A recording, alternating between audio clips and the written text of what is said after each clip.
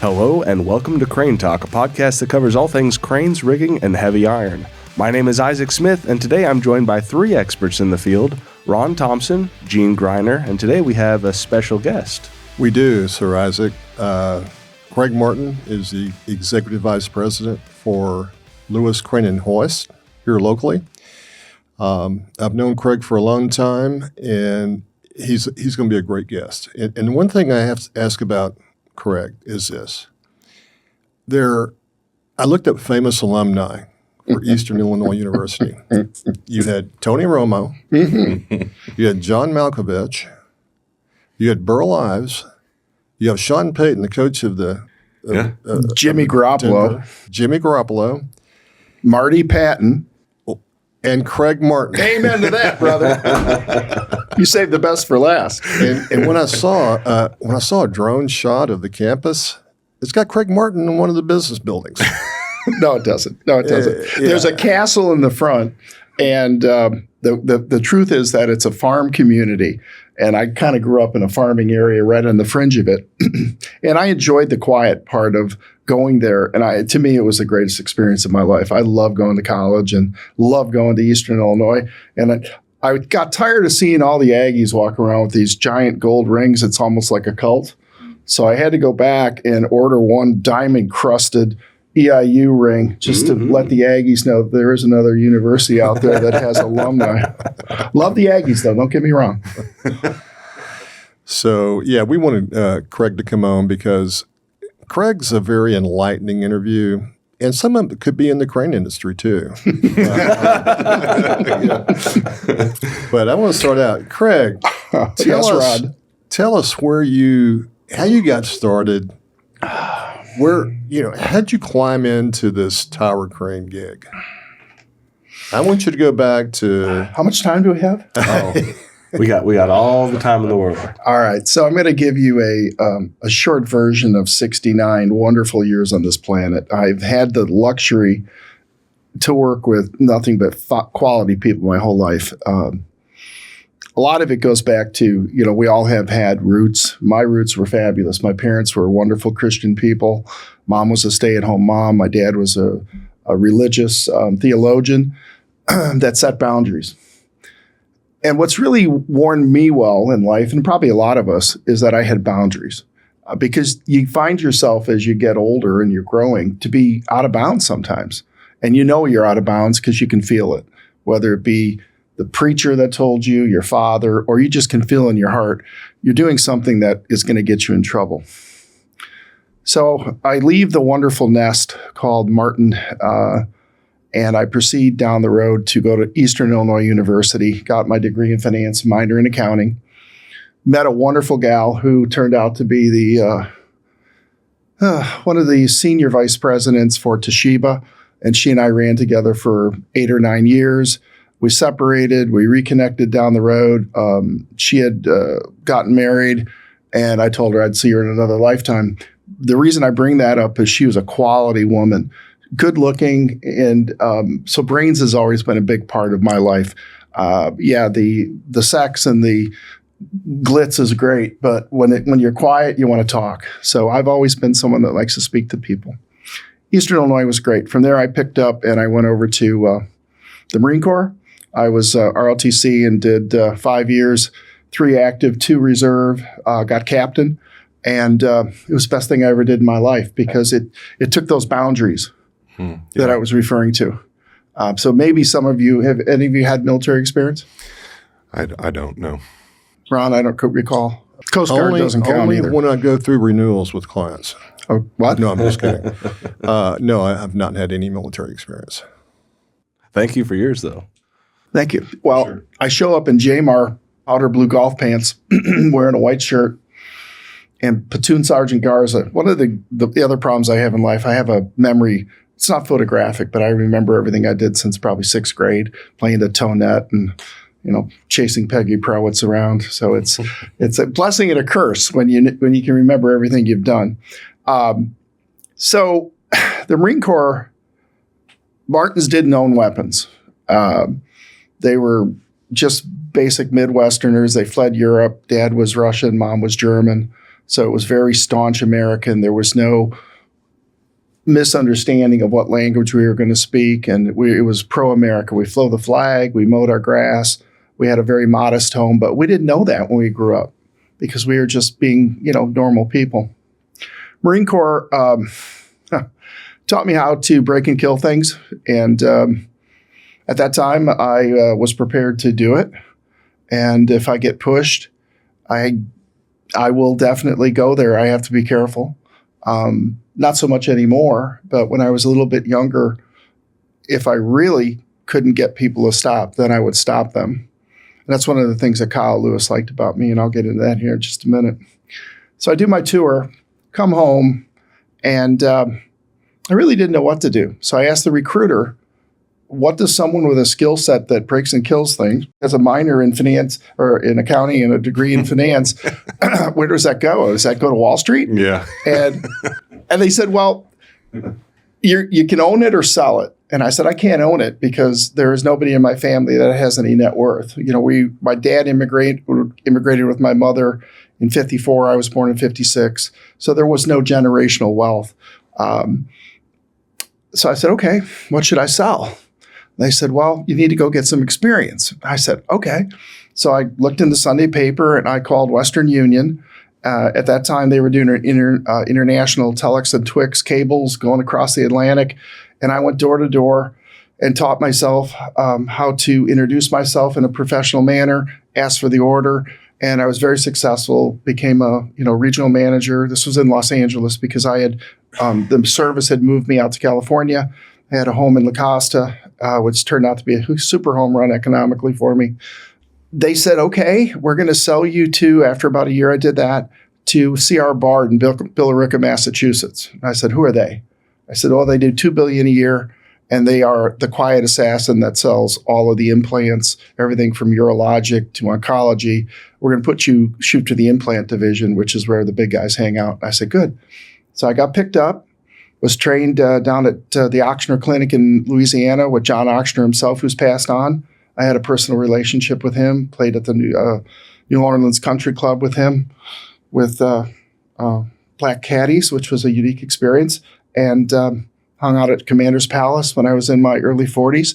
And I did that for 20 years, made a fair amount of money, and I retired when I was 46 years old. I had a couple dollars, and I thought, okay. So then I did some eclectic stuff. I teamed up with a New York broker, and we started, a buddy of mine, we started American Farms up in Minden, Nebraska, and we were going to take disease markers out of the food chain. So we went to Rotterdam and bought a 10-acre, 2-story aluminum and glass greenhouse for $5 million, came back, set it up on his daddy's land in Nebraska that he inherited, put in a rail spur, and we were going to beat Del Monte at their own game. Problem was, and it's not that way now, people didn't want to spend 2 cents more a pound for fruit. That's what they call tomatoes, to take a disease marker out of your colon. And nowadays, people jump on that at Whole Foods or Central Market. Mm-hmm, sure. People want to pay for clean food because we took the pesticides and the herbicides out of the product. We bought all of our fertilizer from Israel. Ironically, we shipped it in from Israel. It was cheaper than buying stuff from Monsanto here domestically. So I did that for about a year. We couldn't get anybody to do it. And I've got pictures. They're fascinating. This is me out in the greenhouse when I was probably 45 years old. Huh. And anyway, it was a hoot. They grow 20 feet tall. It was just one of those experiences everyone should do in their life one time. Just get away from the big leagues and try to have some fun and grow it your own. We came real close to hitting a home run. I thought I was going to have a king year by now. That didn't work out. So I'm sitting at a bar in Houston. It had flown into hobby, probably from licking my wounds from American Farms was the name of it. And I met Bill Brandt. Bill Brandt is an icon in the tower crane industry. He started his career with Morrow, with Christian and his brother, prior to Mr. Jurin. And Bill was my mentor. He said, what are you going to do when you grow up? I said, I don't know. I'm unemployed. I got, maybe $1 million left. What should I do? And he said, what do you know about cranes? I said, absolutely nothing. He said, perfect. You can start with me on the bottom. And that's how it all started, Ron. So you walk into a bar. There's not to be a joke here. And you're sitting there, and all of a sudden, Bill Brandt comes up and sits beside you. Well, Bill is, like myself, a very outgoing gentleman, and he's very witty, very funny. So the two of us were like Mutt and Jeff. We just hit it off. We were probably shooting the shit at the bar, fighting over who was going to get the popcorn, who was going to take the peanuts. And we just started a relationship, and it grew from there. So Bill got you into the tower crane business. Yes, sir. Where did you start in the tower crane business? On the bottom. Okay. So at that time, Lewis was a $100 million a year entity, and they were finishing up their Las Vegas empire build with Perini from New York, and they were one of the market leaders themselves and Morrow. I'm not sure about Biggie at that time and Maxim and All Crane, but they're all players in the game. And Lewis was a player that came out of the bleachers. And that marriage after or prior to that was built with Bill Brandt and Kyle Lewis teaming up. And Bill had previous to that been a salesman for Morrow. And that was where he cut his chops. And then when he went from there and teamed up with Kyle was another very likable human being. And his background was rigging. So he was the iron worker and Bill was the salesman. And that's how Lewis started, literally in 1988. And they propelled themselves into a tremendous position. I got in the door just before there was a global reorganization in business in '08, as you're all aware. Lewis got caught up in it and they reorganized. And at that moment in time, I got a phone call from Dirk Feisen and from Peter Yala, who owned Uperio now, and it was Peter's group prior to that. And I hired on as their general manager and started tower cranes here in Texas. And it was a hard slog. You know, we had no gear, we had no clients, and I built that up to about $18 million a year. Proud of that in about 5 years. And then Kyle called me on the phone one day. Mr. Lewis, he said, "What are you going to do when you grow up?" It's kind of a theme in my life. Everyone's worried about me being the puer eternal. What do you know about cranes? Yeah. And perfect. and it's funny you say that because I've always, and I've made over 150 million just with Lewis myself in my tenure, which is almost 20 years for them. And in medicine, I was doing, I don't know, stupid money because everything over there is marked up. But it all comes down to customer service. You don't necessarily even have to know about what you think you're telling people or selling. You have to look at them and they have to trust you that when the proverbial shit hits the fan, you're available. And I've never run from a fight, and that's the Marine Corps. So that's, I think, the key to Lewis, to me, to anybody that's doing anything, probably even Coverica. Anybody can write a policy, but who's going to be there when you need them? And Ron Thompson has been that man for us. He has been a tremendous asset. He has trained me in my tenure as the executive at Lewis. So we build up Lewis again when we reorganize and get it up, whatever. I don't know if we want to talk about prices. You can edit them out if you don't want to. Well, 2008, 2009 was really, really tough. Things came crashing down. I think prior to that, there might have been, Lewis, Morrow, maybe General Crane out of Florida, they were dominating their marketplace. I mean, that's how I ended up in the insurance industry, is I was in construction before everything ran out, and my uncle was in insurance. He played a lot of golf. And I was like, well, that sounds good if I got to change jobs. I haven't played golf since. So I'm doing something wrong. Oh, no, you did. You played 2 years ago. Yeah. But yeah, 2008 was rough. So what I want to get into, Craig, there was a different time for the tower crane market. And you came on board, 15 years with Lewis right now? Let's see, there's 14 now. To 16. Yeah, I'm on 16 with Lewis and 5 years with the other group. about 21 years. Yeah, I want to get into the current market environment. Okay. I know that's one of your topics.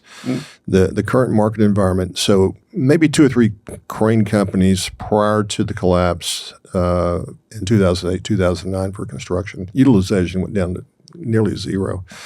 So talk a little bit about what's happening in today's market with tower crane.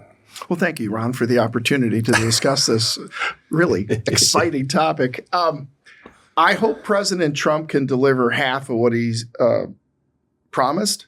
And I'm, of course, rooting for him, as many of us in America are. Those that aren't, get on board because we're trying to save us. We're not trying to hurt anybody. Just a little caveat thrown in there. Market's flat. As I may have mentioned before we turned on the cameras, down payments that owners have to put forward right now are in their 30% range. It used to be 10 to 15. You say, wait a minute, what? So every floor on a high rise is roughly $2 million. It's $1 million for the infrastructure, $1 million for the finish out, using rough math. So if you build a 60-story, you're into it for 120 before you start to do anything exotic. And, things are getting more exotic with ephases by the day, with windows and mullions and everything else. So an owner, instead of having to put up 12, maybe 15 million, is having to put up 24 to $30 million of his own money. Well, I don't care who you are. That's a pretty tough bet in an environment that isn't guaranteed to be successful. And remember, we have a lot of unused space that still hasn't been occupied from previous cycles. Let that sink in just for a minute. So to get to your question, where are we at now? Right now, we're building apartments. We're going 3 or 4 floors into the hole with concrete, with a parking garage, and we're doing 3 or 4 floors of stick and brick. Why is that happening? Well, there's a housing need in the country, but not at $350,000 initial start price buy-in for a college graduate or even someone that's been in the game for a couple of years. How are you going to get $50,000 in a down payment? It's impossible. The game's a little bit skewed. So when you look at Europe, and if you travel at all, very few people live in single family residences. They live in apartments and condos. Well, why do they do that? Not because they like it. It's because it's feasible and it's economically feasible. And remember, America is still the youngster in the global market. Yes, there are new third world countries coming on. They're talking about India being, a big one that's going to come. We're hoping on this next cycle that they start to grow a little bit. Even some people down in Latin America are showing promise. Here in America, we're becoming a little bit like Britain. And if we talk a little bit later about King Dollar, which is a big topic that I like talking about, countries lose credibility when they can't settle their debts. And our debt has exceeded what we actually make on a gross domestic product from a ratio perspective that makes any sense. So that's a conversation, yes, if we have time today, we're going to talk about, Ron. Our market is flat. There's not a lot of top-line growth. There are, on my personal portfolio, we probably have at least 30, if not 60, high rises that are on hold for the last 36 months because of what I mentioned. Financing, it's either not available, very similar, you're talking about the umbrella market, it's just not available, or it's, if you can get it, it costs so much money it doesn't make economic sense. So that's where we're at right now in the market. Tower cranes, we're still running utilizations in the 70, maybe 72%. We prefer them to be higher. We're thankful to Jesus that we have what we have. And we're in an area that's doing the best in the country. So you always have to dial that in. The petrochemical plants have thrown off so much work and economic growth. People have got to understand that. Without those people down there in the Gulf, we aren't doing as well as we think we're doing, even with no state sales tax. Does that help, Ron? Yeah, it does. In Texas, has always been great for construction. We've had some downturns, but basically overall we've survived pretty well. I think we have the 9th largest GDP in the world is Texas. So, Craig, when you're doing business in Texas, other tower crane companies come in and say, "Wow, we're going to grab a share of this market." And so now you got Texas being a hotbed, but also a hotbed for competition. And, you got to have prices so much. And we talked about the expense column, right? Labor, insurance, the cost of equipment, maintaining it. Are you suggesting that the squeeze is on? Yes, it is. So let's go back.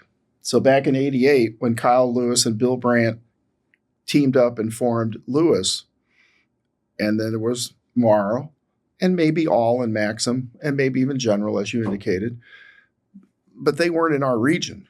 This region was a Lewis-Morrow territory. I charge less now, Ron and Dean, and Sir Isaac, excuse me.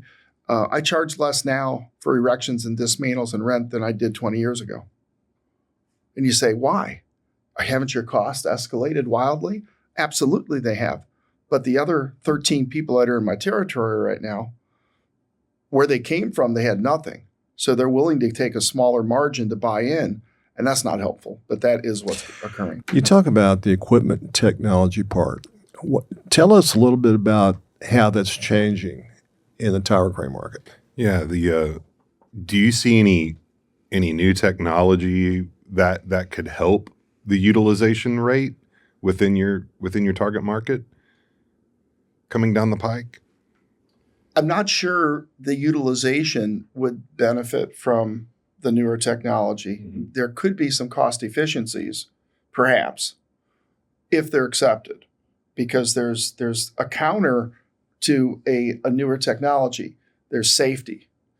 Our industry runs and survives on safety.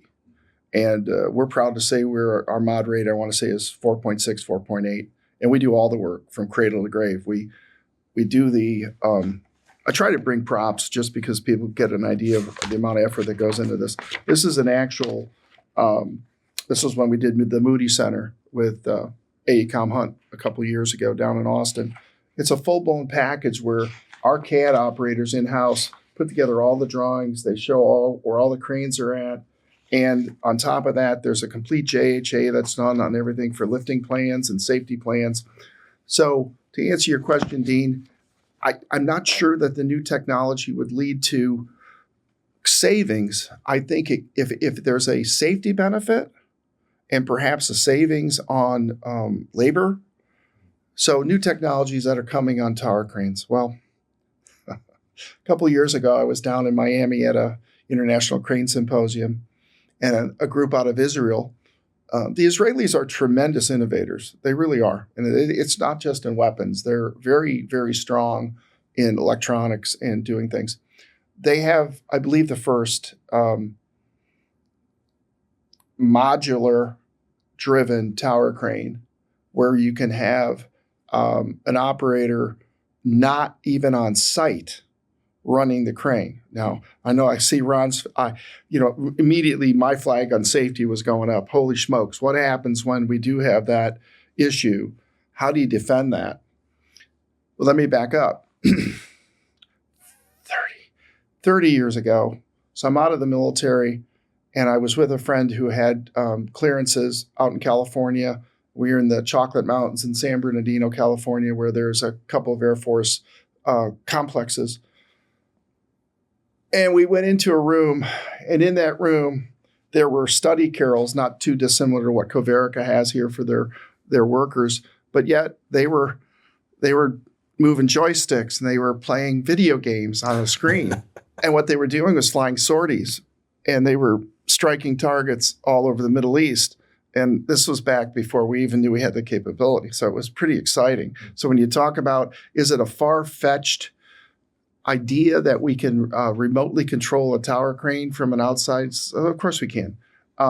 It'll require a tremendous amount of visual and electronic support so that when that's occurring, it's done safely. And that could save on operator cost, because operators are our second largest expense, as you can imagine. There's the equipment, which is ungodly expensive now. Cranes are $800 to $1 million plus freight. So, I mean, it's a lot. It's a lot of money. So, but I hope that answers your question. There could be some efficiencies. That's the only thing on the horizon that might, and that's going to be hard to accept from an insurance perspective, because there's a safety factor there that really does need to be met. I do want to speak a little bit about what's out there in tower cranes. Pioneer has always been the mainstay, the go-to tower crane in North America. They're made in Pioneer, Germany. They were acquired by Terex maybe 15 years ago, and some say that that transaction, which is not uncommon to see things fall off when a big corporation buys a smaller group. It's still one of the most frequently used tower cranes in North America. Potane is another good brand coming out of the European theater. We've focused on a brand called Maurice. This is a family business that started, bear with me here for a second, back in 1962 by Ferruccio Maurice, Mariano's father. Now, we work with Mariano now, who is probably in his 50s, maybe late 40s, and he's a real innovator. And what he's done is he's taken that Pioneer tower crane and made it better. So we're in that phase where there's not a lot of new innovation, but they're fine-tuning.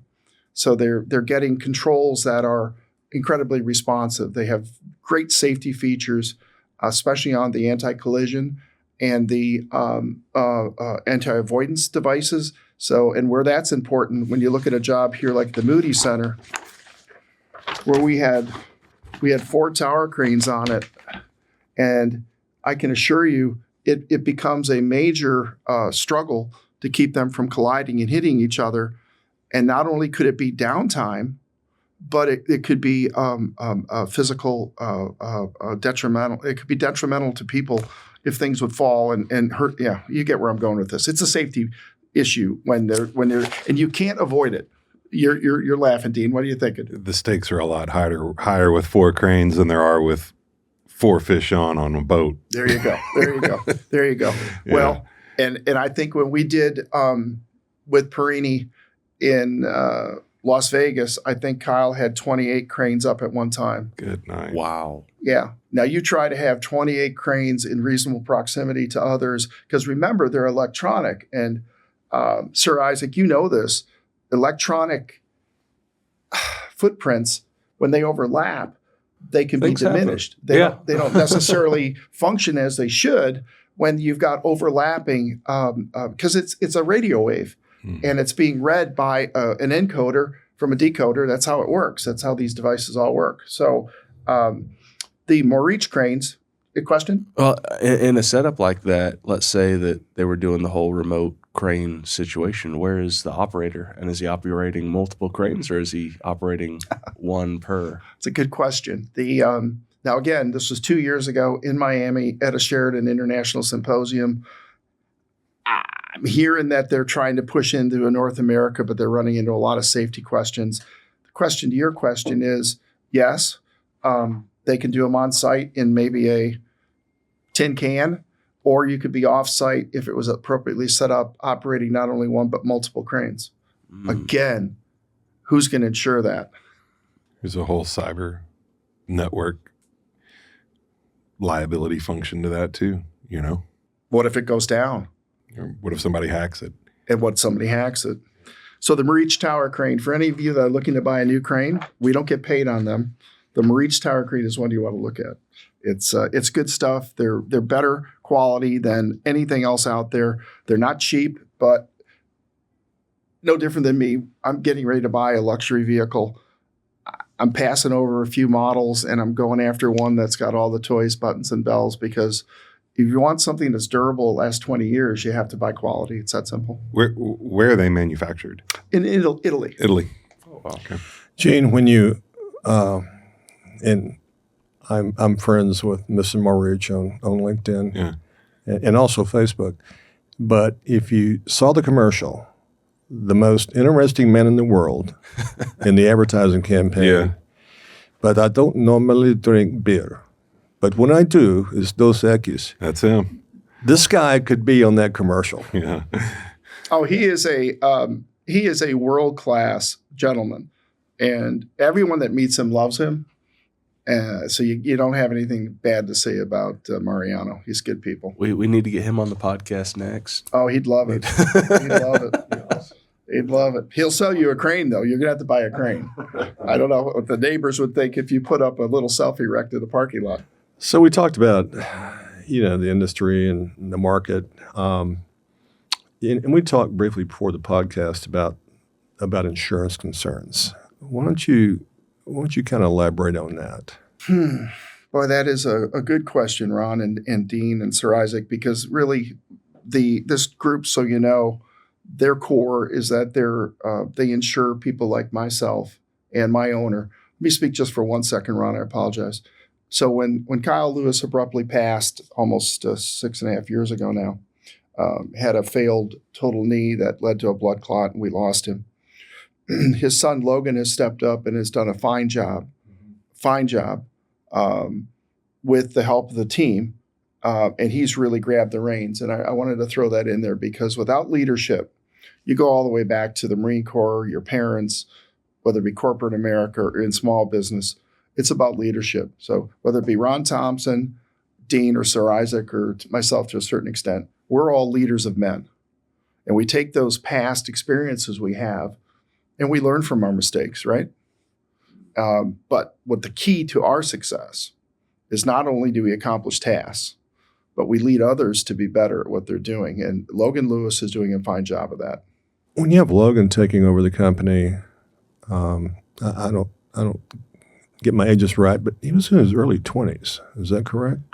I think mid to late. And I think we even heard after the fact, some people said, well, is Lewis going to make it? That never crossed our minds. Because let me tell you why. When you look at the Kansas City Chiefs and the Eagles that are going to take the field here in a couple of days in the Super Bowl, what about both those teams has to stand out in your minds? Well, the quarterback play and stability and the head coaching and the ownership. It's all about the team. It's teamwork. It's not just your quarterback. It's just not your owner. Or your GM in our case. We can talk about that too if we'd like. It's literally about everybody who contributes giving 100% or more. That was the Marine Corps. That was corporate America. That's Lewis Crain Hoist. And I'm going to step out of bounds here and say that's Goverica, because you don't win if you don't have a team around you. Am I right? It's true. Oh, by all means, yeah. No, if it wasn't for our well, I'll go ahead and plug Amanda Robertson. We've been together, business marriage for 26 years. And I tell you, if you take her out of this, what we do strategy-wise, it would be a big kink in the armor. So Gene came on, I think, 15 years. So we bring a lot of stability to this. And 26 years having, a relationship where she knows things before she asks me the question. She knows the answer. One step ahead, and it eliminates a lot of back and forth. She goes, Ron, I've already done it. I've already asked the question. I've already completed that task. And it is huge. I bring Amanda out on calls because she validates what I'm saying. They look at Ron as he's a sales guy. Amanda, what do you think? Oh, okay. Well, we believe Amanda. So it works out pretty well. Don't cut yourself short. You're very well respected. And yes, Amanda does support you and your team. On our side, we've got Adelina, who's been there for 42 years. Adelina, I mentioned you. Yes, ma'am. And Sandra and Lacey. There's a whole back end of every organization that makes it look easy for the appeal. We're the spear tips. When you're out there talking to the client, we're the people that are letting people know we're here. And at the same time, we're providing that comfort that they know who to talk to when things go bad. You had a question, though, before I jumped in with Logan. What was it? I apologize. No, I was asking about the age when he got turned over the reins. Well, I'm going to go in a different direction with that. You look at Dean. He's a young man. I'm sure you've groomed and worked with Dean. That's what we're doing at Lewis, too. You're naive to think, as much as I am a puer eternal and I think I'm 35, I'm 69 years old. There's only so many years left in the game before, I am going to just run off with the Cobalt and the wife and just have a good time. That's the key to a successful team, is to constantly be replacing yourself. And it's not easy. It's not easy to replace Ron Thompson. No. And he and I are going to be dragging and kicking out the door because we've talked about it. Just ask my competition. Give you another answer. But why? What were they going to do to you? This is a sidebar.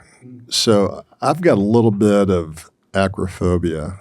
How is it when you climb up and sit in a cab of a tower crane? You got the best view of anybody.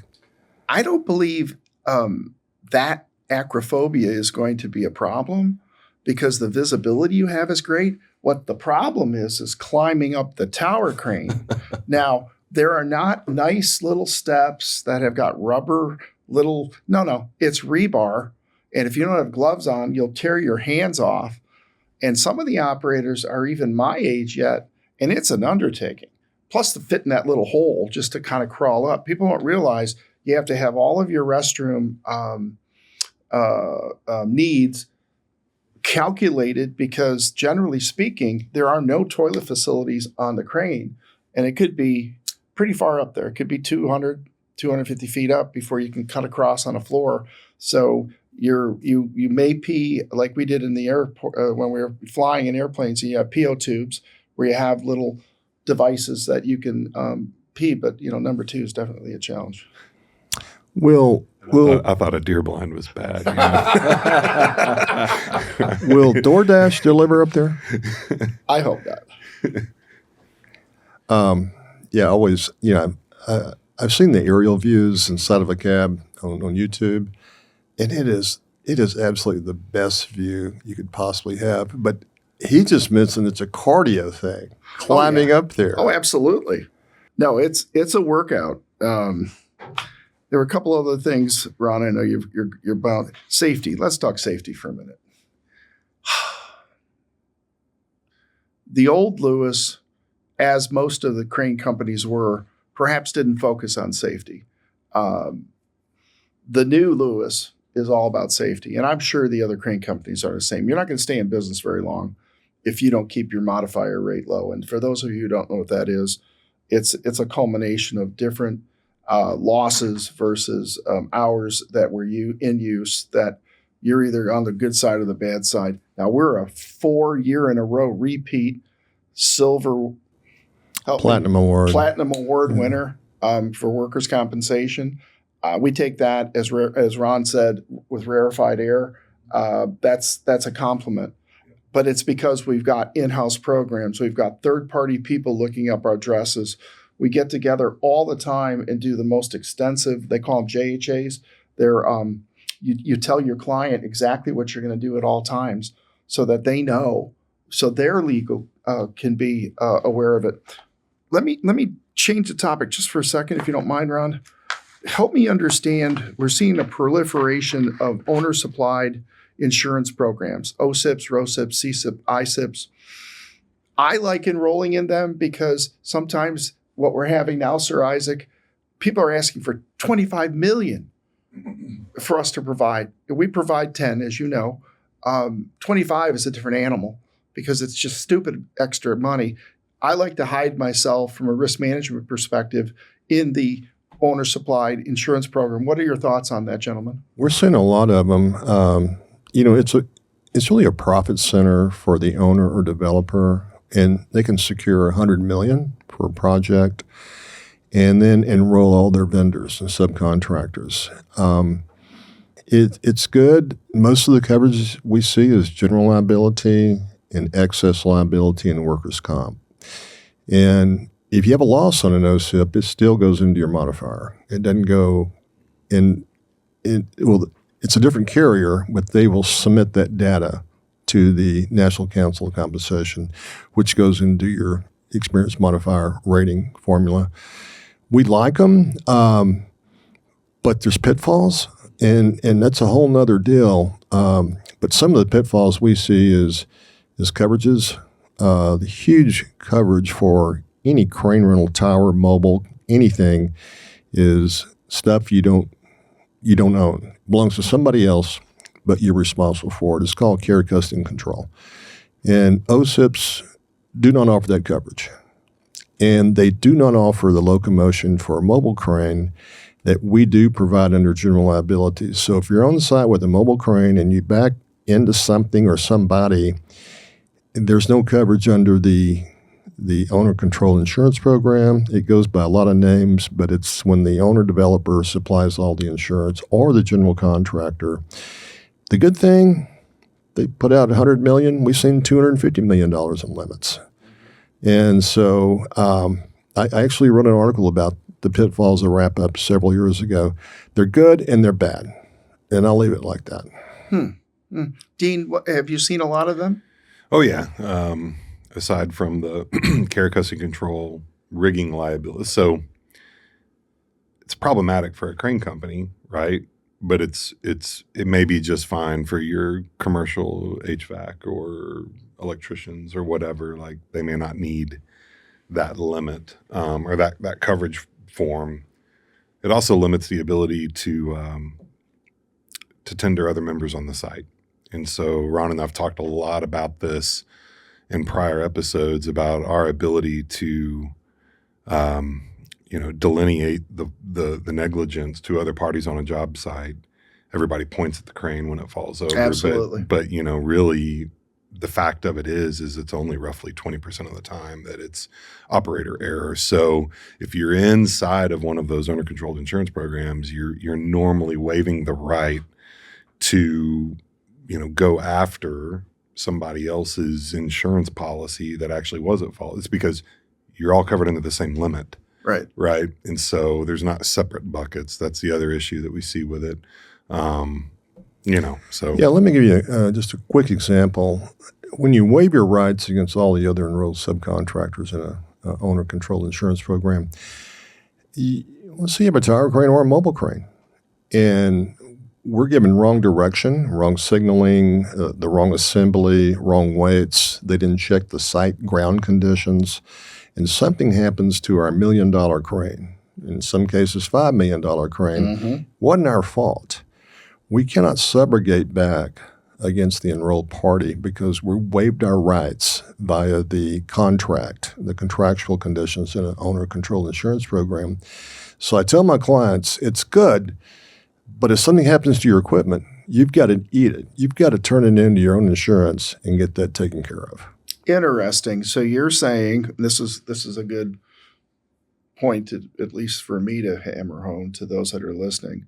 A lot of us think getting brought into a owner-supplied insurance program is good risk management. You're saying, yes, it can be. However, equipment is not covered. Correct. Interesting. Yeah. What about builder's risk?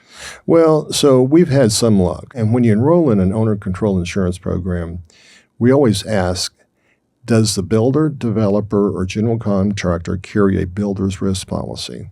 And if they do, we ask for a copy. So if we do have a care, custody, control issue, we may have success in filing under their builder's risk, but they're going to bill back you the deductible. Yes. And that deductible can be anywhere from $25,000 to $100,000.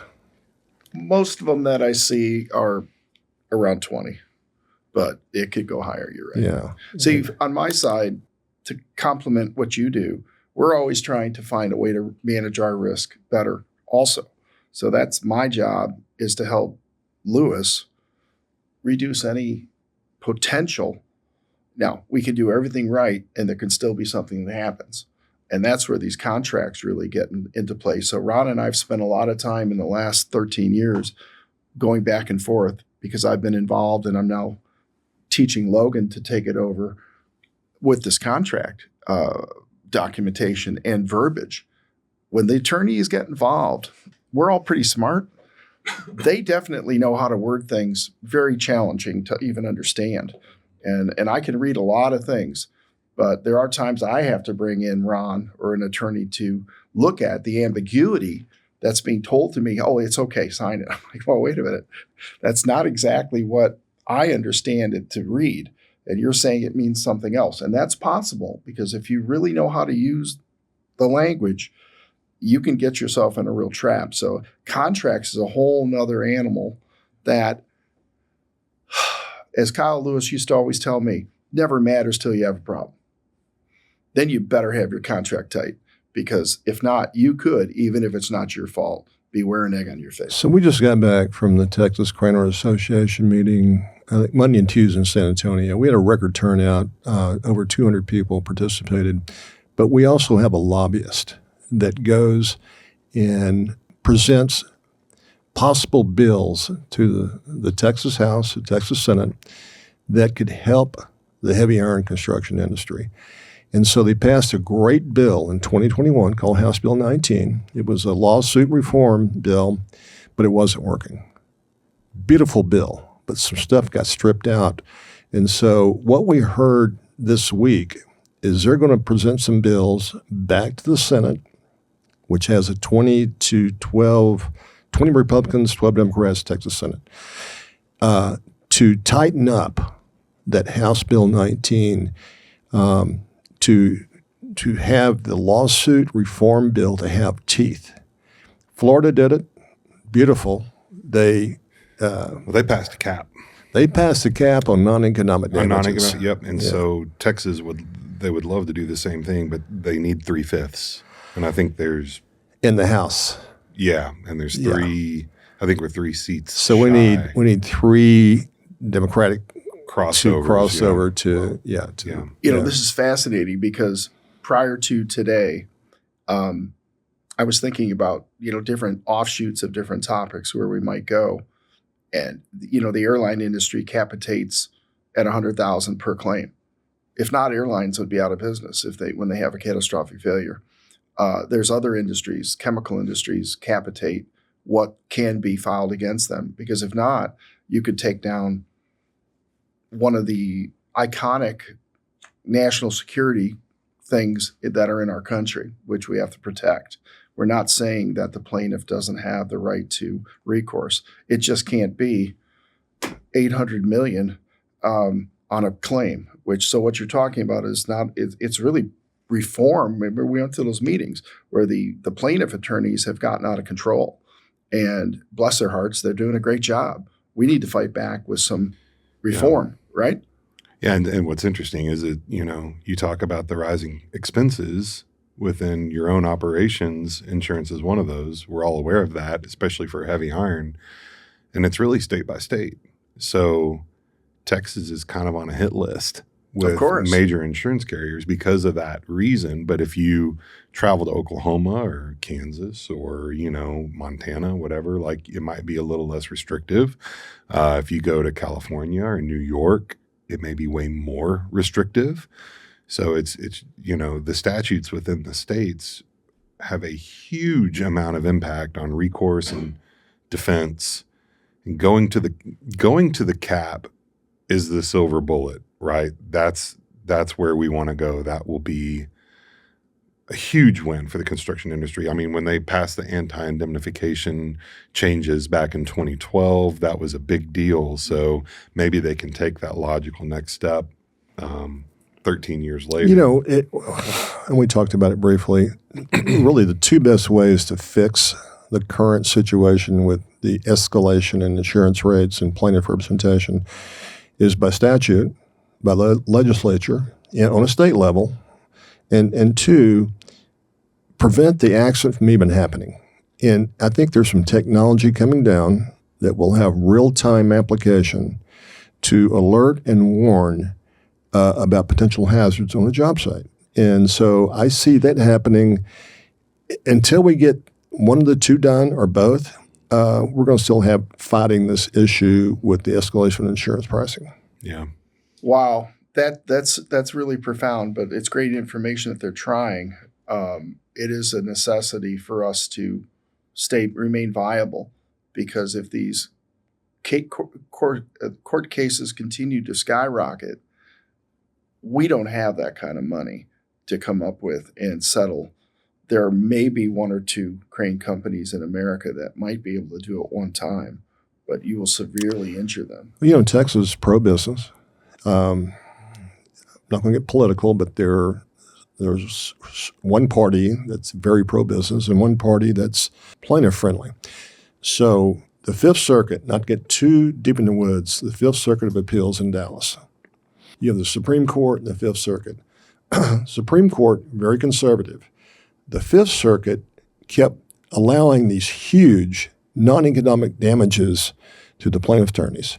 The last election, they had a changeover where there was a change in the judges in the Fifth Court where it's more business-friendly now. So now we have Supreme Court, business-friendly, Fifth Circuit in Dallas, business-friendly. Maybe we'll do an update on the judicial hellhole episode, and maybe the Fifth Circuit will drop out of that. I'd like to be invited back to the next hellhole meeting because one of the guests I was going to bring, and he couldn't make it, he got tied up in Tennessee, was involved in the big fiasco with Sheldon Adelson and his shenanigans when they were building the Venetian, and it cost his third-generation company to go under, and that's Doug Saffels. He would love to come in and speak. Doug's a wonderful friend and a heck of a good guy, and he would like to talk about that and that under that context, because if there's not some sort of balance, it's really challenging for a company. And this is a third-generation company. They were probably doing $50 million a year. Not a big company, but they had no debt, and they just stopped paying them. He had 300 workers on a job site building a casino for a legitimate owner who defaulted on the loans, and it was all intentional, but there was nothing in the law to protect them. Now, there are new laws now to protect that from happening, but that's what you're talking about.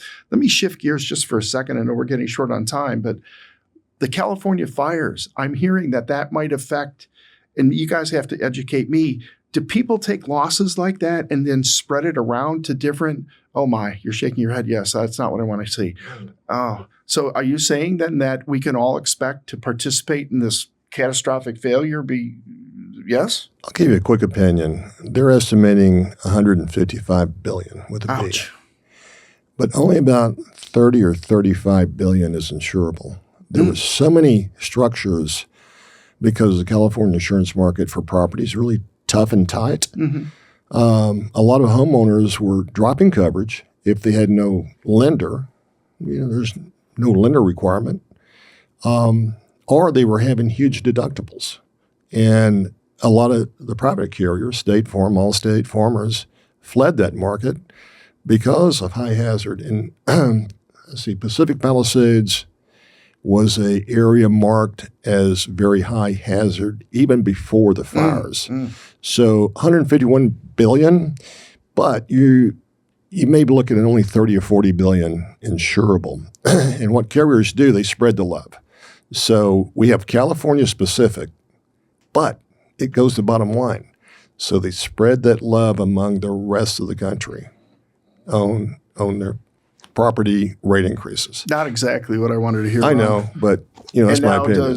Does SIAA, is that kind of involved in that? Does that have to participate in that eating of the cake, perhaps? Really where it goes is carrier first, carrier reinsurer second, right? How far out the limb did they go?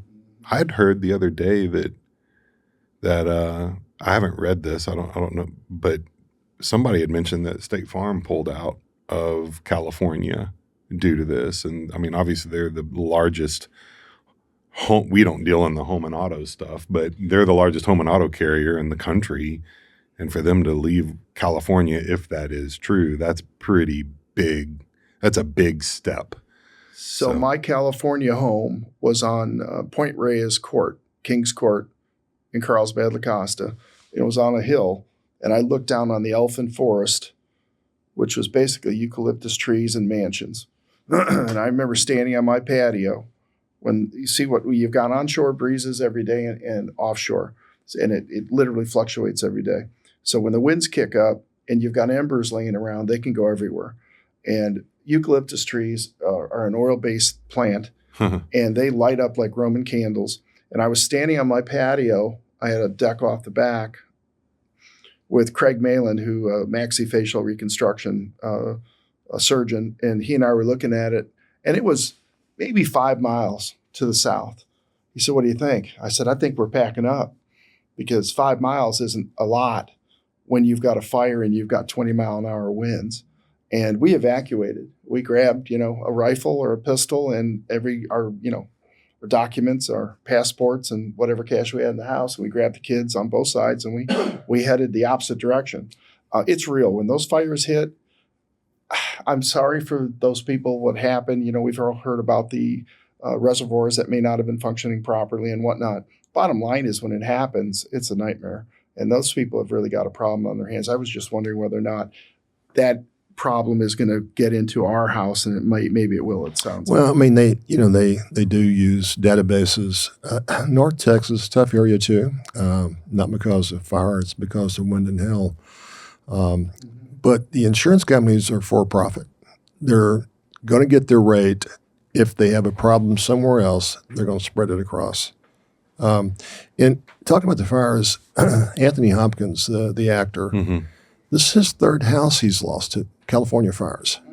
I thought, well, maybe this is just a big one-time event. No. Well, I'll throw this in there. So one of my surgeon buddies in the old days, their house in Santa Barbara burned down in the Santa Barbara fire maybe 20 some odd years ago.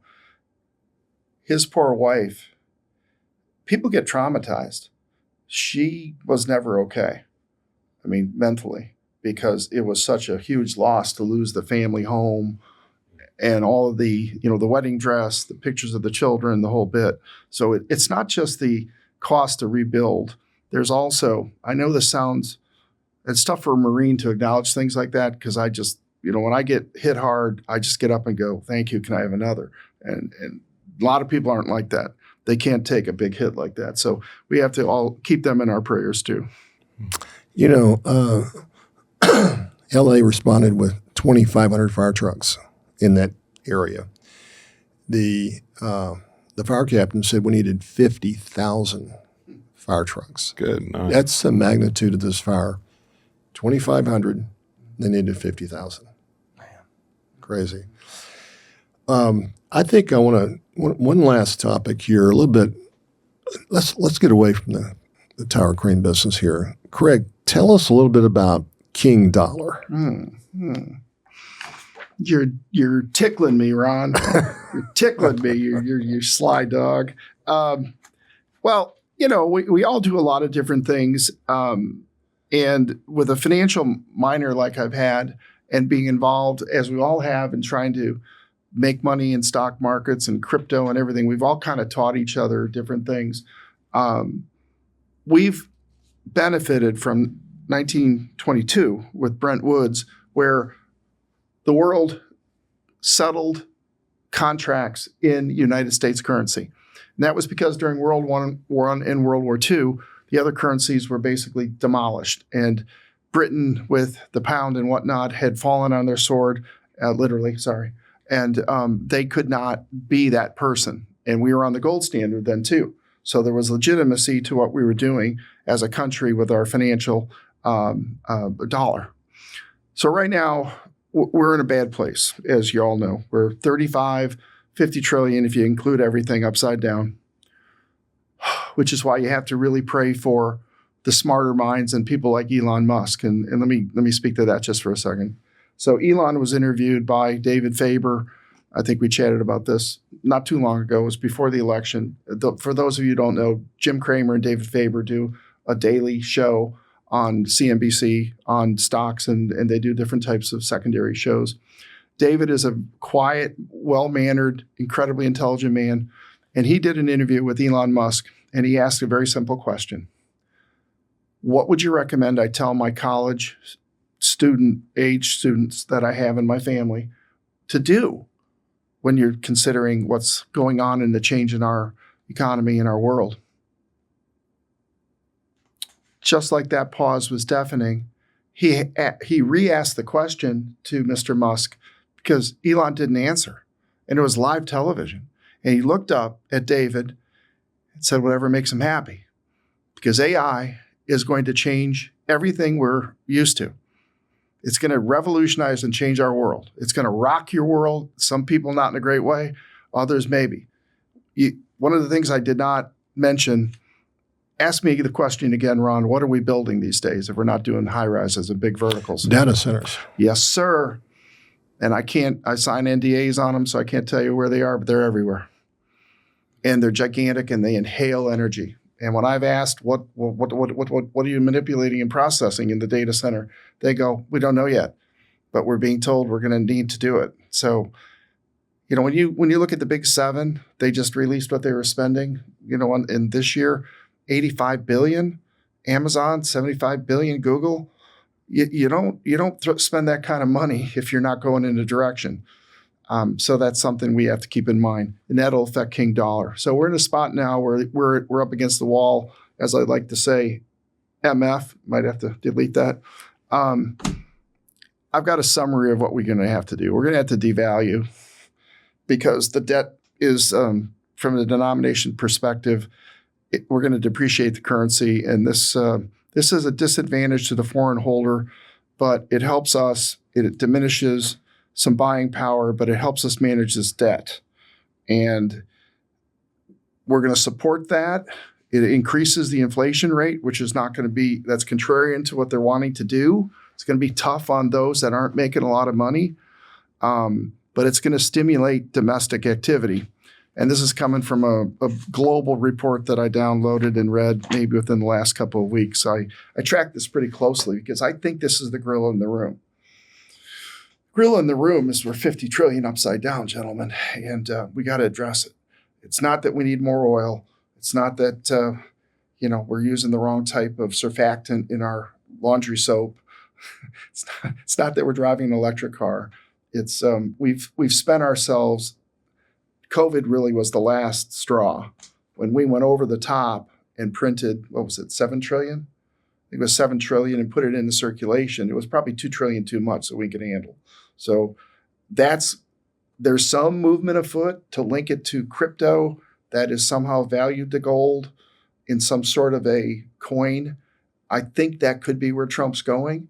I haven't heard him say it yet, but I did hear a little whisper from Elon maybe 6 months ago that there was something in play. And I'm not sure what coin it is or any of that, but that's where we're at, Ron, when it comes to King Dollar. King Dollar in my lifetime will not be King Dollar. And it will be by choice because we have to change it. The dollar's dominant position is being challenged by BRICS. And BRICS is Brazil, Russia, India, China, and South Africa. And they would love to knock King Dollar off its pedestal. Yep.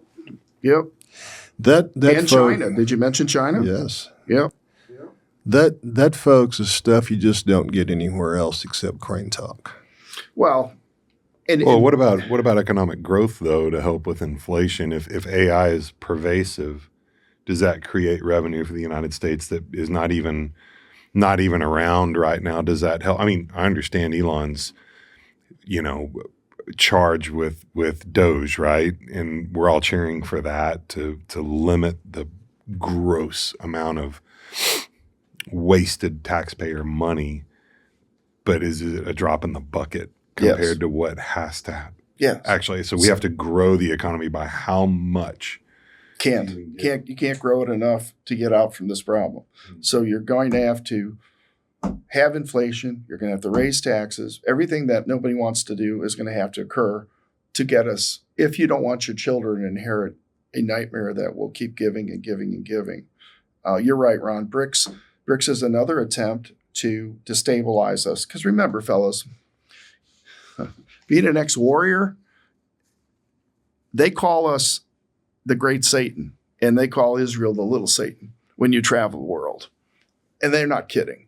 So don't be a fool. These people want to hurt us. They want to put us in the ground, and we need to fight back. So the quicker we get a grip on reality, the quicker we're going to help our survivability. We've enjoyed, almost a 100-year run. Good for us. But we did it on the power of our military. Our military continues to come forward with really great technology. Let's talk about that for a second. We're moving into the EMP and laser arena, which are going to be very, very interesting. And they'll be able to be shot from everywhere, all these little satellites that Elon's putting up. This is going to be an amazing. In fact, they're going to do, remember when Reagan wanted to do, what do you call it, Iron Dome? It was Reagan's Star Wars, right? It was. They all laughed at him. Well, guess what? Under Trump, they're gonna put a dome over us just like they do in Israel, which we're gonna try to stop even ballistic missiles and supersonic. Which bring it. We live in a very dangerous world. People are not our friends, gentlemen. They're not our friends. They want us to go away and literally expire. So I think that's great stuff. That's why I wanted Craig to talk a little bit about King Dollar. It's stuff that we have to. I mean, it could change the whole geopolitical influence that the U.S. has on the world economic system. Well, it's kind of fun to broaden the reach, because we talk a lot about construction and we talk a lot about statute that we're trying to talk about, but that's to get out of our little world and our little comfort zone a little bit, it's fun to get that perspective for sure. Concerning. Well, thank you. And I apologize for reaching into areas perhaps we shouldn't go. But if we could get like Jamie Dimon to come in and be on the podcast and speak to the financial situation. People like Doug Saffels coming in, speaking to how one potentially illegal situation ruined thousands of people's lives. This is the real world. People are not as nice as we make it out to be. And that's why we always have to be on guard. And it is a pleasure representing Lewis Crain today and coming in and speaking to you, gentlemen. Thank you so much for having me. Yeah, it's been awesome interview. We talk about a lot about the business stuff. I want to hear what Craig Martin does when he's not busy running a tower crane company. Helping others run a tower crane company. Don't get me in a box that I can't get out of. I've evolved. I've had a lot of fun in my life. I really have. You're looking at 69 years of eating, whatever I want, and I'm paying the price. I'm getting a new hip in a week or so over at the Carroll Clinic. Yeah, that's where I had mine. They would love to see me be 100 pounds lighter. And I said, so would I, but I don't know. I just set out a couple of ribeyes this morning. I'm going to have, Cajun shrimp, and my wife's got the little drumlets all set out. I'm going to have I'm doing a complete spread, and it's just she and I for Super Bowl because we like it. We enjoy food, entertaining. We've had you and Lulu out to the lake. I'm blessed to have a lake house and a private gate guarded community where I can be me, and I'm probably the poorest person there. There are some very, very, very powerful people in my little area, and we have a golf course built by Don January. I've got a Cobalt fire-breathing Dragon with a 496 in it. I've got 2 brand new 300 horsepower jet skis. So what do I do for fun? Whatever the hell I can, Ron, because I enjoy life. Always good. When I talk to Craig on the phone, we start out business, and it always ends up talking about a lot of deep diving in other topics. And I get off the phone, I go, let me just take 30 minutes. Spoken by the man with a Barnuminium. Gene. Yeah. What are you going to say about that? Tell us what's going on with you, buddy. Similar to you, I had my annual physical back in December, and my doctor said, "Hey, I'm not sure you're fat," and I was like, "God, I paid you for this." And he was like, "You got to do something, my man. You're in your 40s now," and but I played college basketball. I was always in great shape. Oh, you're and a big it's man. taken me a long time to get out of shape. Oh yeah. But here we are. Yep. Trying to figure that out. Oh, and then with triplet boys that are 10 and my daughter who's 7, four children under 10, the ability to adjust my schedule has waned. And how do you answer when they say, well, you want to live a longer life for your children, right? You go, well, does that mean I can have my ribeye too? Yeah, right. They go, no. What about the potato chips? Absolutely not. Yeah. The cashews? No, they're gone. These are non-negotiable items. But so I'm I'm trying to figure that out. I'm trying to, all that fun stuff. But yeah, it's we'll see, at least I got to do something. A little something. Well, and to your credit, you're addressing it now. Mine really didn't start piling on until my mid 50s. Uh-huh. And here's the weird thing in life too. As you get a little older and you become more successful, you do a lot of sitting behind desks. Yeah. I have people now at the office that bring me lunch. I don't even have to get up and go get lunch. They just serve me at my desk. Wow. So, if I'm there for 6, 7, 8 hours a day or whatever, yes, I go to the restroom occasionally and whatnot, but there's not a lot of physical activity going on doing that. And that's one of the downsides. So you're great that you're addressing it now, portion control. And well, I'm 6'8", and so I've never had to worry about portion control. And now the doctor's saying, "Hey, dude, so I'm doing all that." But other than that, I'm almost done with the Blazer, and I've recently picked up I like old cars. I like to buy things that are 100% depreciated, if at all possible. But I picked up a 2003 Ford Excursion, the big ones, the land yachts. I like to. What are you going to do with that? Haul all these children around, and it's cool. So I've been fiddling around with that, and it's really clean, and it's a great truck. So I've been messing with that. I had to put new headlights in it yesterday. So, now I can actually see it light. Old headlights, terrible. Like old incandescent. I mean, it's amazing how bad they were. And then you get used to anyway. Did you put in the Xeons or the LEDs? I think they're HIDs. Maybe. What is an HID? I guess it's kind of like an LED light. But anyway, it's really good. It works great.